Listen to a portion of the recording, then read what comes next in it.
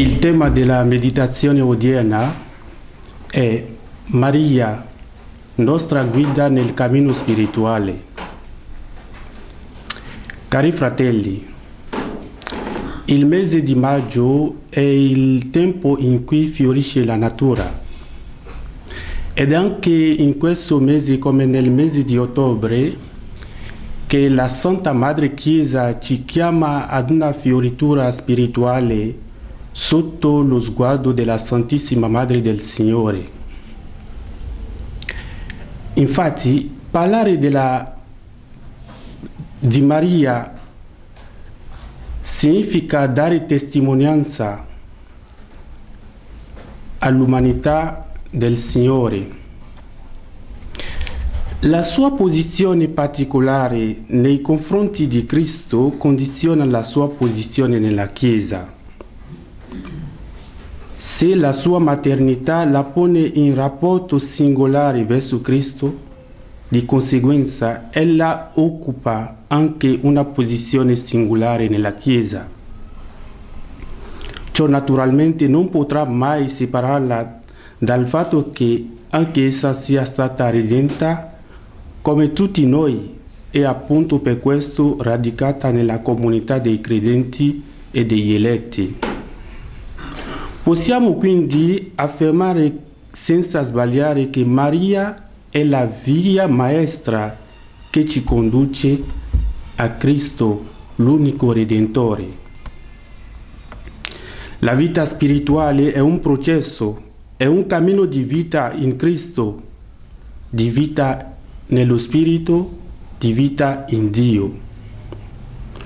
La vita in Cristo modella i propri criteri, la scala dei valori e le attitudini mediante un cammino di configurazione e di relazione amichevole con Lui.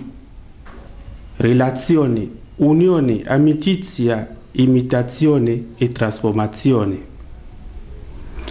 La vita nello Spirito trasforma la persona attraverso un cammino di purificazione, di illuminazione e unione, fino a renderla trasparenza, cioè testimonianza di Cristo.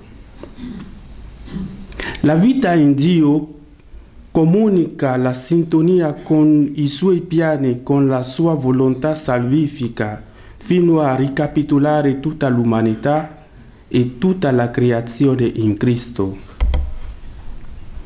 La vita spirituale si concretizza nel discernimento dell'azione dello Spirito e nella fedeltà generosa alla sua presenza, alla sua luce e alla sua azione.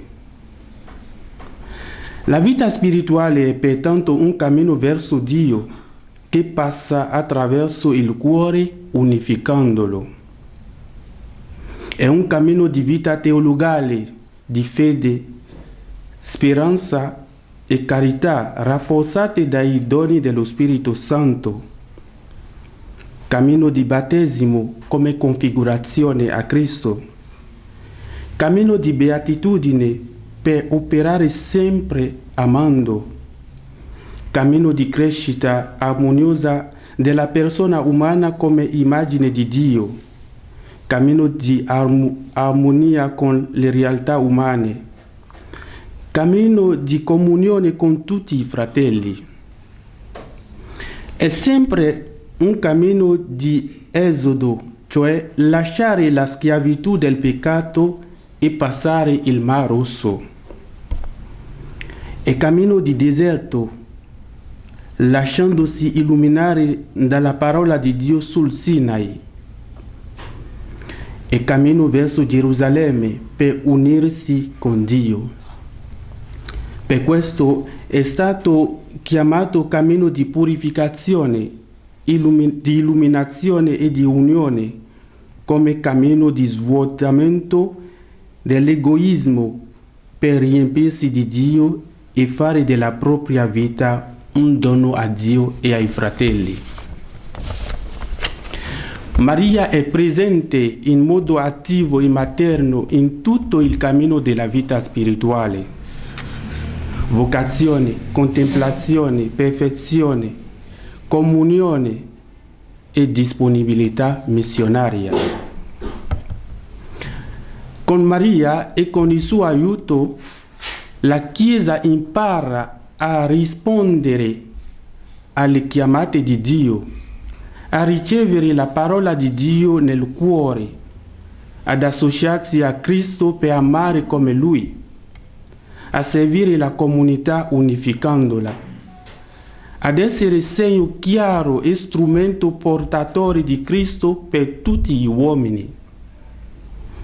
La presenza di Maria in ogni comunità aiuta a perseguire un cammino di perfezione che è il cammino di comunione. La comunità diventa scuola di contemplazione, santità, sequela evangelica e missione. Il fondamento biblico della vita comunitaria indica la continua presenza di Cristo che associa a sé Maria. Per questo la comunità è segno efficace di santità e di missione. Il cammino di perfezione in ogni credente e in tutta la Chiesa trova in Maria un esempio perfetto. Infatti, mentre la Chiesa ha già raggiunto nella Beatissima Vergine la perfezione, con la quale è senza macchia e senza ruga, i fedeli si sforzano ancora di crescere nella santità, debellando il peccato, e per questo innalzano gli occhi a Maria, la quale rifulge come modello di virtù davanti a tutta la comunità degli eletti. Lumen Gentium 65.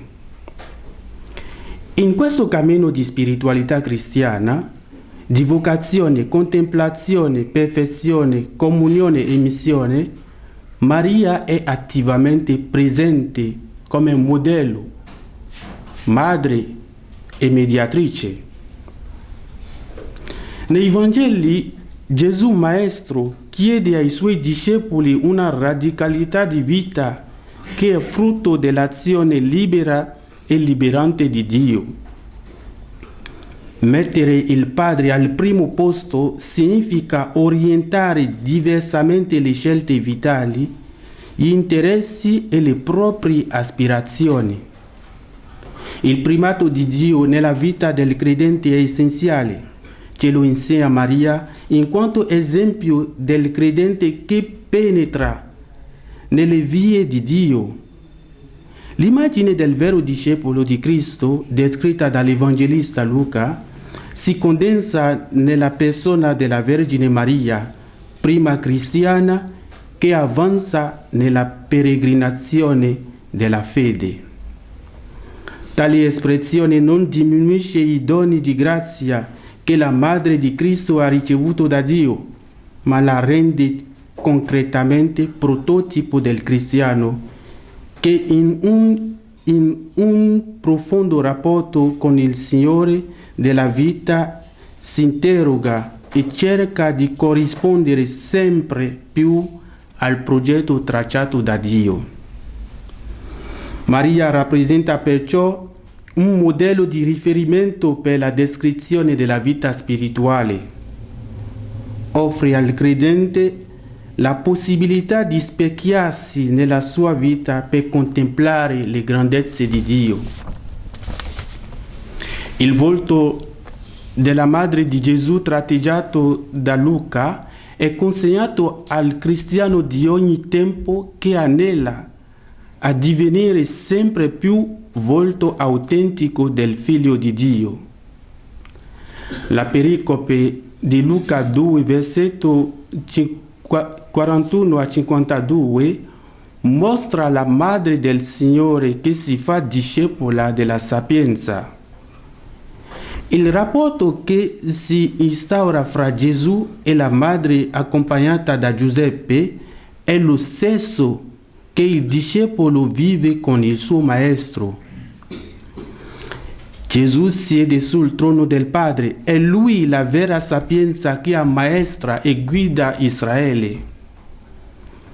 La testimonianza temporale dei 3 giorni di Luca è un richiamo simbolico che addita la passione, morte e risurrezione di Cristo come nucleo vitale della sapienza del Padre. Il progetto di salvezza viene consegnato idealmente alla madre che in un'affanosa ricerca del figlio giunge fino al Tempio di Gerusalemme, carica di interrogativi dinanzi ad una realtà sempre nuova e avvincente di Dio. Nella sua vita Maria sperimenta così l'immensità di Dio.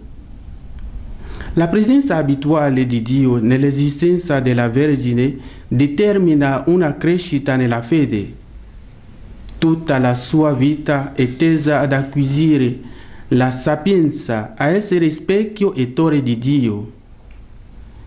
In tal senso il suo osservare tutte le parole di Gesù e il meditare sugli avvenimenti del Figlio sono 2 elementi fondamentali per crescere nella fede come sua discepola. L'atteggiamento di Maria è quello di leggere ogni evento della vita vissuta insieme a Cristo alla luce del progetto di Dio Padre. Il suo peregrinare è un modello della Chiesa che cerca nella storia il suo Signore. Il suo leggere l'evento salvifico nel tempo diventa per la Chiesa speranza di un Dio che non lascia sola la sua creatura. Maria diventa guida mistica perché ogni giorno si avventurava alla ricerca di Dio affrontando gli scozzesi dirupi della croce. Un noto sacerdote del Benin, Père Barnabé Bukovo, conclude spesso le sue catechesi mariane su Radio Immaculée Conception con questa frase breve che ripeto: la Vierge Marie en est capable. Sì, Maria è veramente capace di guidarci nel nostro cammino verso la santità. Non dimentichiamo che questo è il motivo del nostro affidamento a lei. Ave Maria.